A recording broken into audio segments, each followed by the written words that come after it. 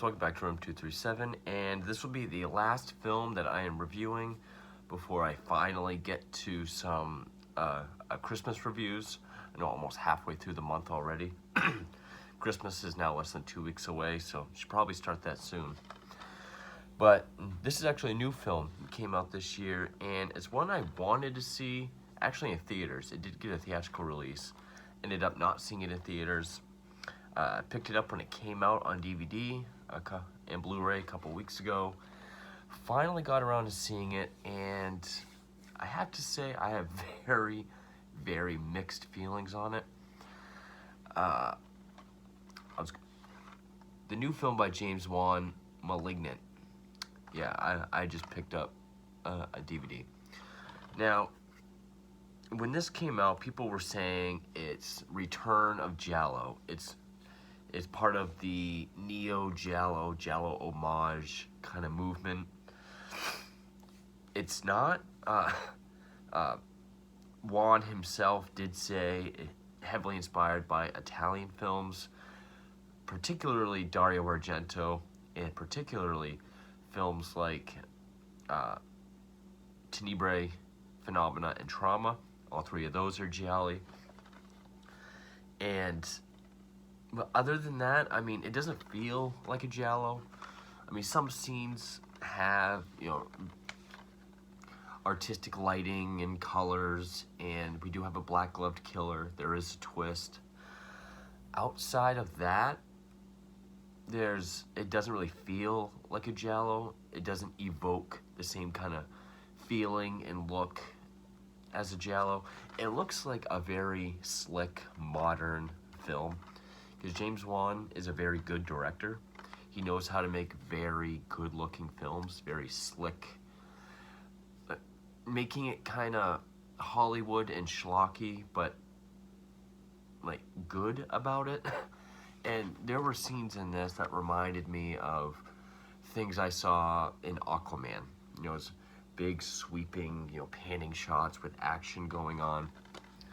And this is James Wan's return to horror since stuff like Aquaman and, was it Fast 7? Was that the one that he did? And I am a fan of James Wan. I mean, I love the first Saw film, the only one that he directed. I do like the first Insidious. I do like the first 2 Conjurings. He didn't direct the third one. I haven't seen it yet.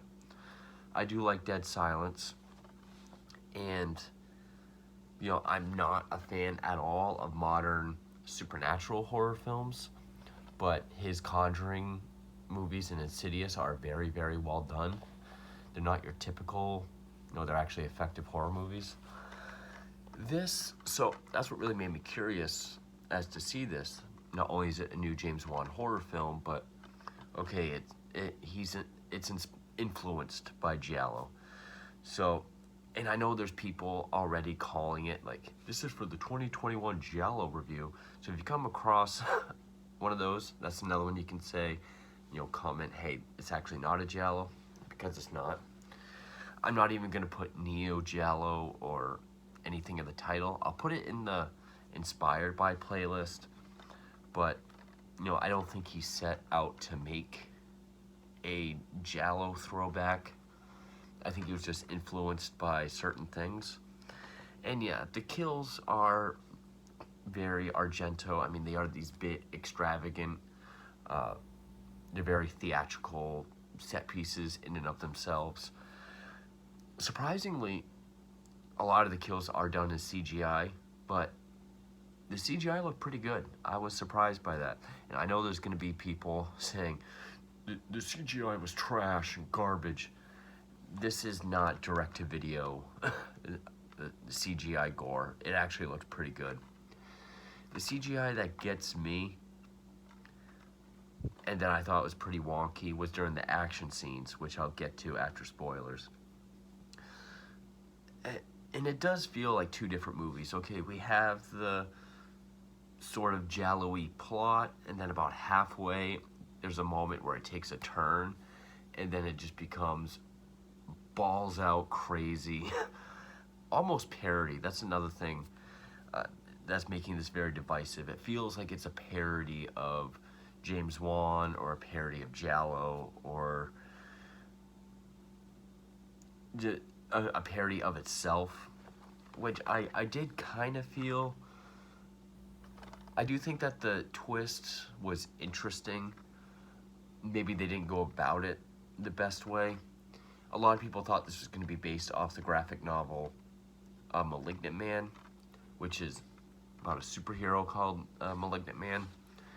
And James Wan said no, it's not, but the killer acts like a superhero, not in what he does, but like how athletic and how how he fights and just like swings down like fire escapes and is very athletic and acrobatic and very slick in everything he does.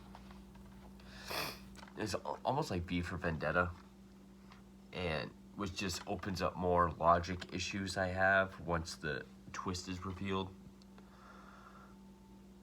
And one thing about Giallo, and this isn't my opinion, so you can't argue with me, this is by Ernesto Gastaldi. He said something to the effect of in this, how Giallo, the twist needs to be logical. It has to be something that,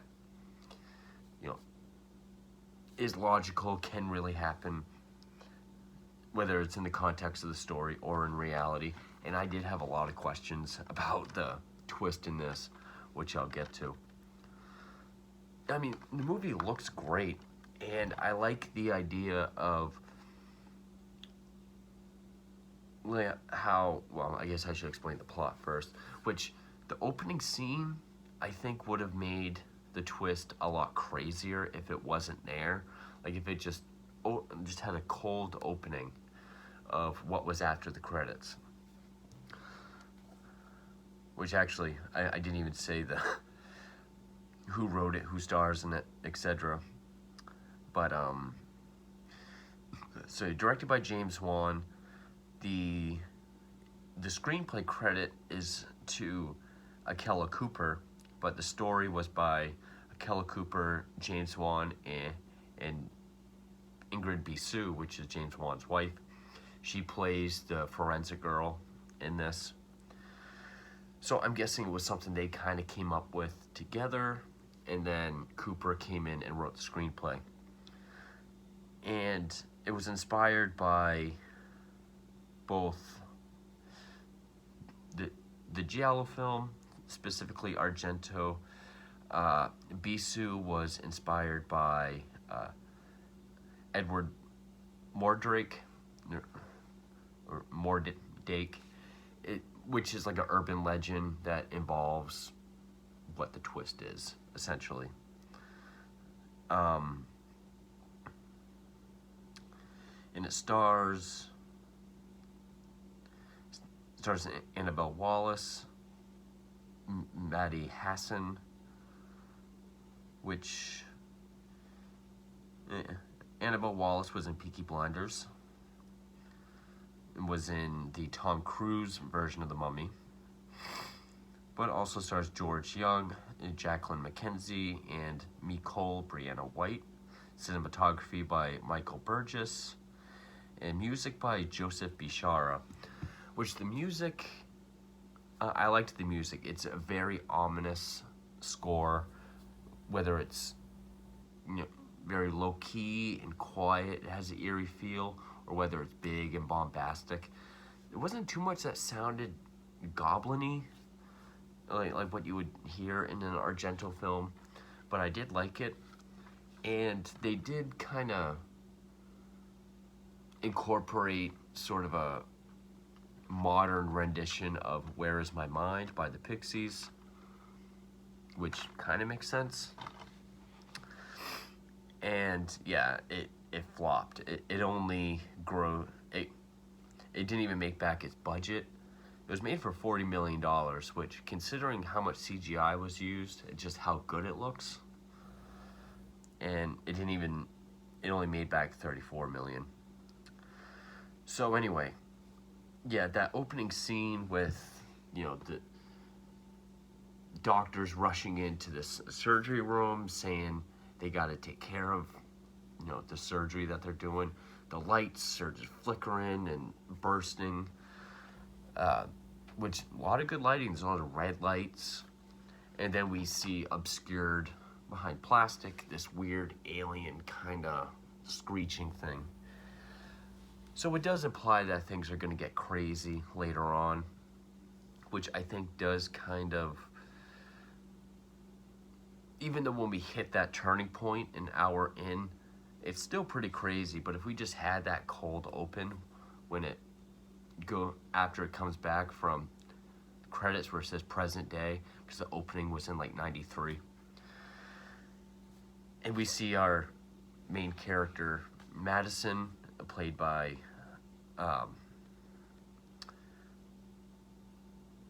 Maddie Hassan. She's pregnant. She goes home. She has an abusive husband who says wonderful things to her. Like, I think he says, "Why do you have to be pregnant, stupid?" And, talk about how she's had more than one miscarriage. He gets mad, pushes her into a wall. She hits her head, enough to bleed. She doesn't get it checked out. He sleeps downstairs, and that night he's murdered. And from then on, there's a series of murders that she witnesses. And it's kind of like Silent Hill, because she'll be in a room and, all the electronics will be kind of going crazy, like lights and radios. And the walls will it doesn't look flaky like Silent Hill. Like when everything changes, it looks more like smoke. Which, speaking of smoke, the establishing shots of the house, it kind of makes it look like it's going to be one of his supernatural paranormal films, because it is very nice establishing shots of this house with the overwhelming amounts of fog. But it is funny that it's like a narrow Victorian house. Then the interiors are huge and wide. So, and also the killer abducts this one woman who, it takes place in Seattle. She gives tours of like the underground tunnels, like the old city before Seattle was rebuilt. And she's held captive up in Madison's attic. She's like tied up to a wall. And the killer, long black hair, black trench coat, black gloves. First, after she kills her husband, the killer goes after this one doctor, this female doctor, which Madison is like, it's almost like she's in her own house, and she goes to open the dryer, and she sees the woman's head, like, almost like a window looking through the dryer door. So like, what are you doing in my house? She falls backwards, and then she's like frozen, like paralyzed. And there's this great panning shot around the room where we just see the walls like smoke and transform into that doctor's house. And we see the killer picks up this excellence trophy and just stab the hell out of her. I mean, this movie has some pretty brutal kills, and again, the CGI is rather well done. I will give credit to that. This kill kind of reminded me of the one in Tenebrae when the girl gets her arm or her hand cut off, and it's this very cinematic, like blood going all over the white wall. And she sees the whole thing happen. And the killer has this very like raspy voice that can project itself through radios and cell phones. So I wasn't really sure where it was going, as far as like how does he have this kind of control over electronics, and is there like a psychic link between these two? I had my theories. I'd kind of heard some stuff, and I was still wondering how it was going to play in. And then that's pretty much it. I mean, the killer who calls himself Gabriel, which is kind of another thing. We know the name of the killer and kind of what he looks like more towards the beginning. The twist isn't who the killer is, but I guess more so how he knows the lead character. It goes after another doctor, and again, it does find cool ways to make her believe she's in her own house and then change into wherever the killer is. Like, it shows, it's this far back shot in the bathroom. She's brushing her teeth and she bends down to spit, and in the mirror is this elderly doctor who's getting ready for bed, and he just kind of walks away from the mirror, and then the walls begin to smoke and transform again, and in between all that we see him walking by, gets into bed, which that was actually the third victim. The second one is the doctor, where she gets in bed, and when she turns over, he's there. She's actually in his bed. It's kind of hard to explain, but like, she believes she's in her own world, her own house, and then out of nowhere she'll see the next victim, and then that's when the room will change and she'll see she's actually somewhere else, and she'll see them get killed. So from there, I guess spoilers. The parts I was mixed on was there's a lot of action shots with the killer, which one, I didn't really think we needed anyway, but there was something about those action scenes that looked really wonky to me. I mean, yeah, they are slick, like slick moving, and yeah, the action and the choreography is well done. I don't always need that in my movies, and I know there's going to be people that hear this is Giallo. They're going to check it out, and they're going to be like, well, that was the coolest thing I've ever seen. Giallo is my new favorite genre, and then go check out classic Giallo and not have those action scenes, and then be like, this movie's garbage. It's not a Giallo like Malignant. Or they're going to say they love this movie because they love the action scenes. And even the action scenes kind of felt like a self-parody of stuff James Wan has done, which some of the fight stuff in Fast 7 seemed really goofy too. And the whole twist and the revelation was interesting, but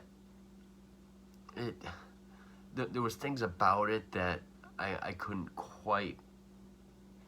It really is kind of hard to explain, really. I mean, I had mixed feelings on it. Did I like it as much as I thought I would? No. Was I taken out of the film a few times? Yes.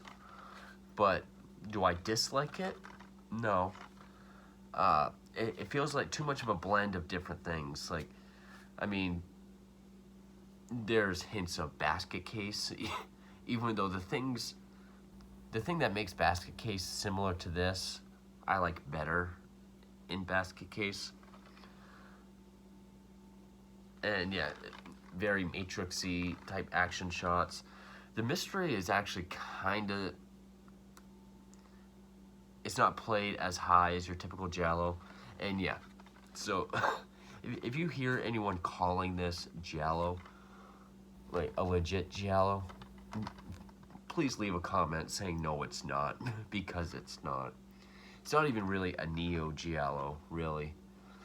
Just Wan was influenced by certain aspects, probably the kills, the twists, maybe some of the artistic, stylistic choices of those films. But I mean, I'm glad I saw it. I'm glad I finally got to see it. It's just not quite what I thought it was. But, so, I guess now I'll get into spoilers.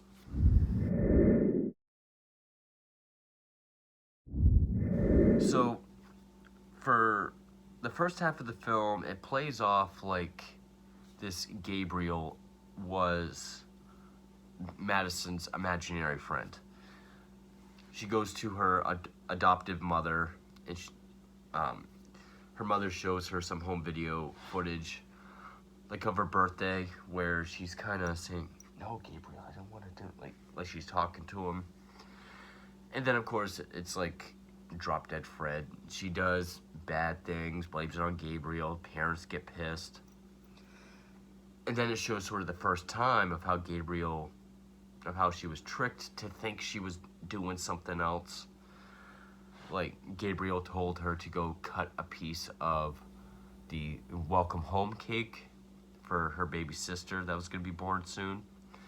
So she's holding the knife over the cake, but then she's able to snap out of it, and when the room changes, she sees she's holding the knife over her mother's stomach.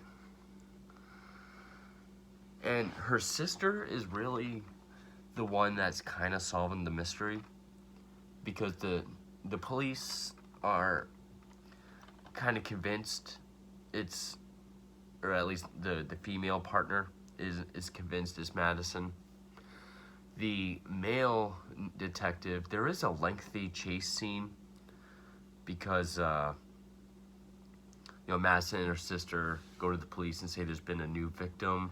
She was right about the last doctor being killed. Let's go to where this guy lives, where she had the vision. See if it's true. So they do. And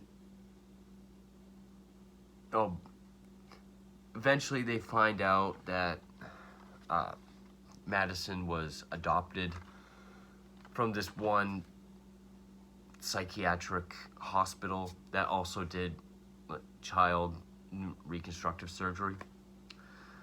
There's a lot to this plot. It's pretty convoluted. And Gabriel's going after the doctors responsible. So after he kills like the 3 doctors, they think it's her, but there's this lengthy chase scene where when the 3rd doctor is killed, because he finds out who the 3rd doctor involved was, so he goes to his place. He's too late. But he sees the killer there. He chases him. This is when we see him drop all the levels very acrobatically all the way down the fire escape, down into the tunnels, down underneath the city.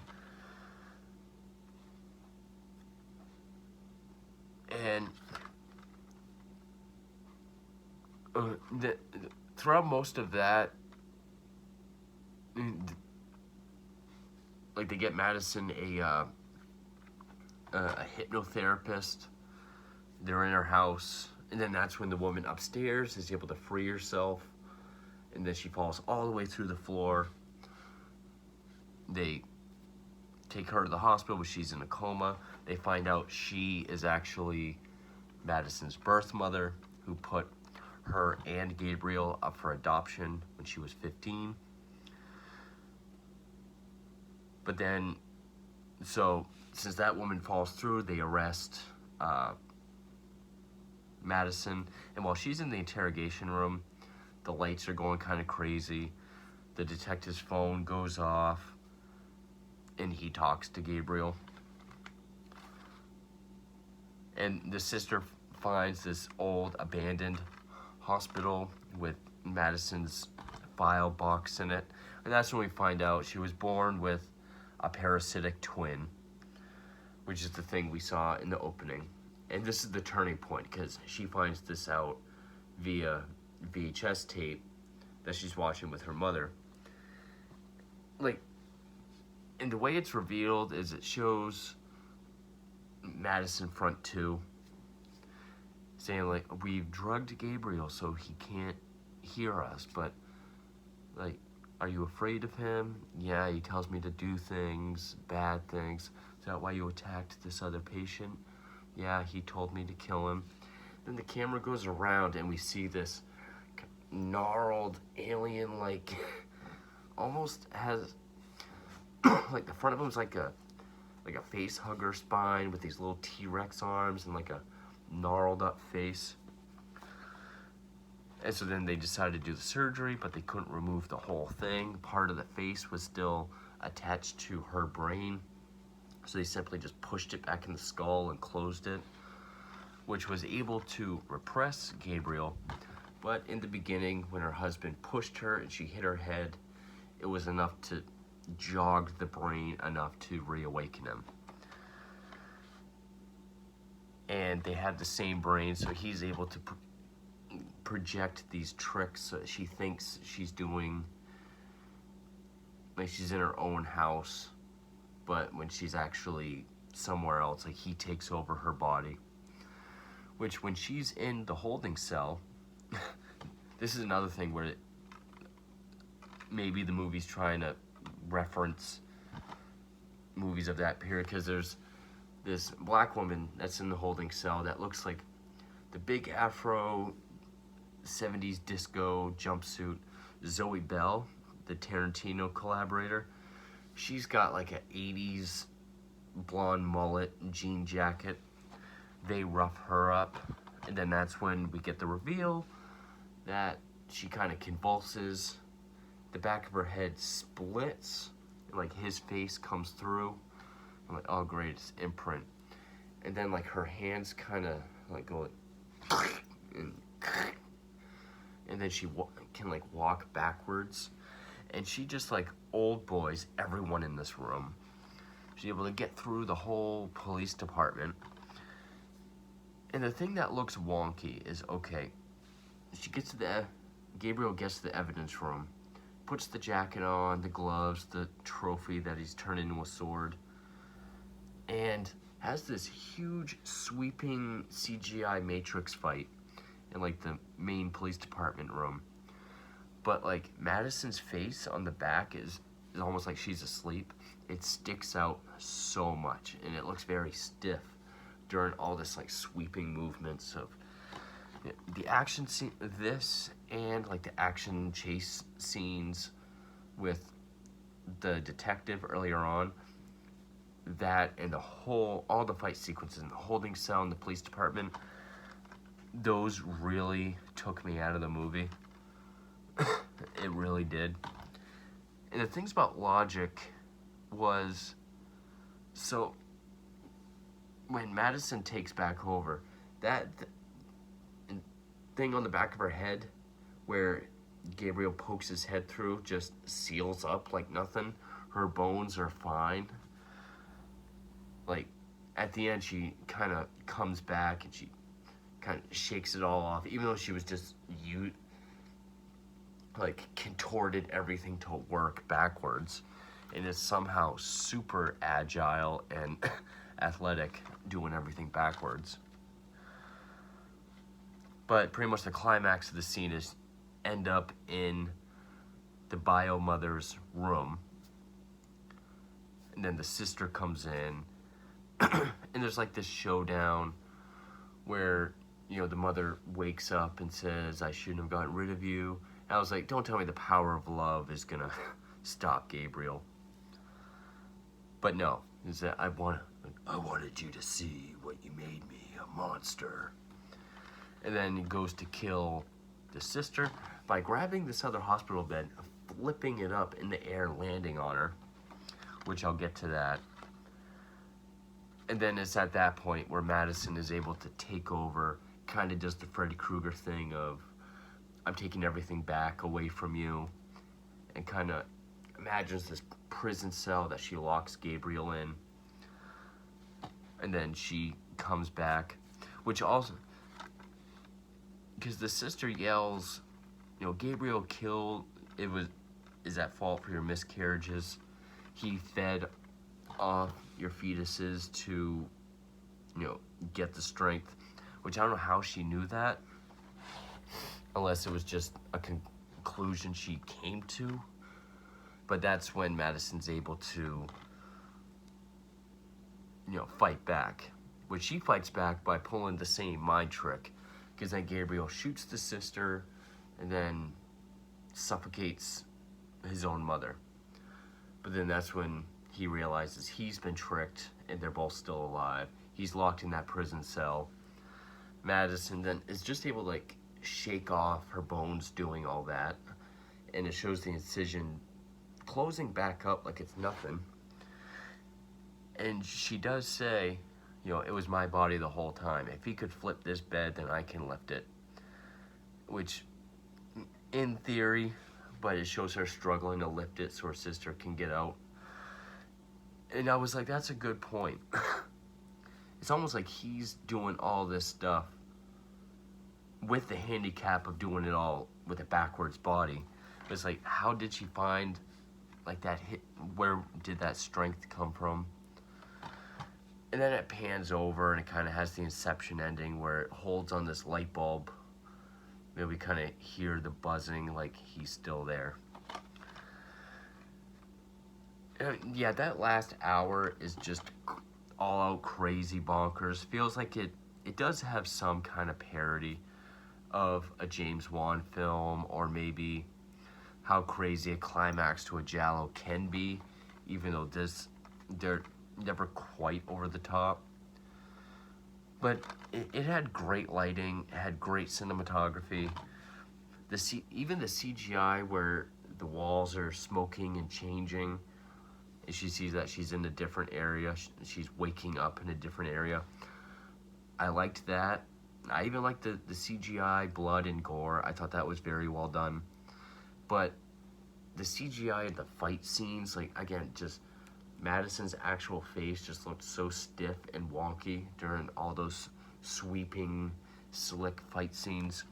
It is a very slickly made film. James Wan really knows how to use a camera. I did like the score. It had a good ominous score, whether it's low-key or big and bombastic. I would have preferred a more Goblin-type score during some parts. Even the opening credits had, like, sort of a rock tune that you would see in, like, a crappy mid-2000s horror movie. I do wonder what would have happened narratively if they left out that prologue scene before the opening credits and they didn't hint at anything crazy going to happen. It just opened up with her coming home. I think it would have been more of a what the fuck moment. So I do think they should have cut that out. But yeah, it's definitely not a giallo. So again, I can't say that enough. I can see the Argento influences. I can see the behind the camera kind of influences. I don't think it's what he was mainly going for. I don't think he was setting out to make a modern day giallo film, because even that it's not. I mean, the cover, I mean, she has like this Barbara Steele look. It does kind of look like a giallo cover. But yeah, it's not an homage, it's not a tribute. I think he was just inspired by certain aspects and incorporated it into this bonkers, crazy idea that he had. I mean, an old parasitic twin thing, it did kind of remind me of Imprint, Masters of Horror Imprint, which I'm not a fan of that. But I think it would be I like the ideas of, okay, there is this telepathic link that she has, or that's what we're supposed to think at that time, that can project these tricks on her where she thinks she's in her own house, or she thinks she's doing harmless things, when in reality, she's doing horrible things, or even she completely blacks out or goes to sleep or whatever when Gabriel comes out. Tonally, this movie's all over the place. I preferred the tone of the first half. The second half I thought was like way tonally over the top. A lot of that took me out of it. But it is a very solidly made film. It looks great. The cinematography and everything is very slick, which you can expect with the James Wan film. A lot of the writing, I think the writing a lot is, well, that and sort of its direction, because this is a very difficult film to talk about. I liked it for the most part. Even willing to accept the crazy twist of the parasitic twin if they didn't go full on comic book with it, essentially. I know it's not based on Malignant Man, but it is almost like watching V for Vendetta, just with just how agile and just how much of like a martial arts expert this parasitic twin is, where I mean, there's no training or anything. It's just a part of the brain that can take over the body. It doesn't look or feel like one of those just shut your brain off and enjoy stupid schlocky films, but it ends up playing out like like that at times. But I don't know.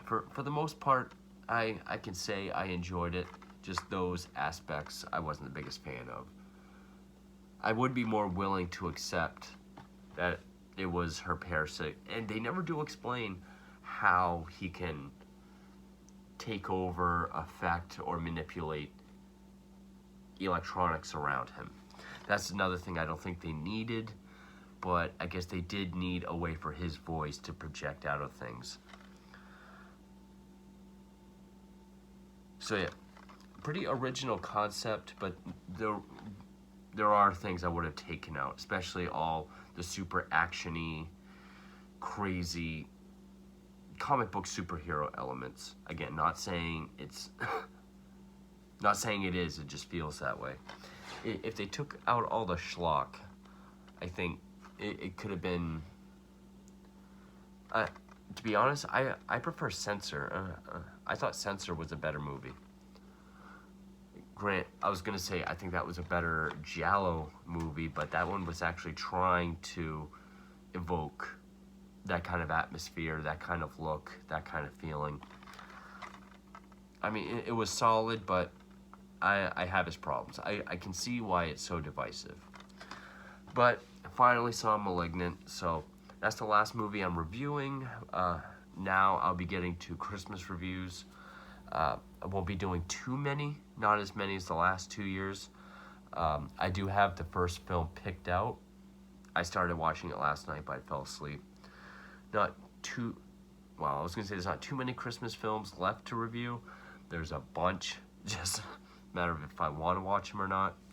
So the next review will be, well, I do have episode 6 of Dexter to do as well, because I watched that tonight. But rest assured, there will be Christmas reviews coming. So stay tuned for those, and thank you for watching.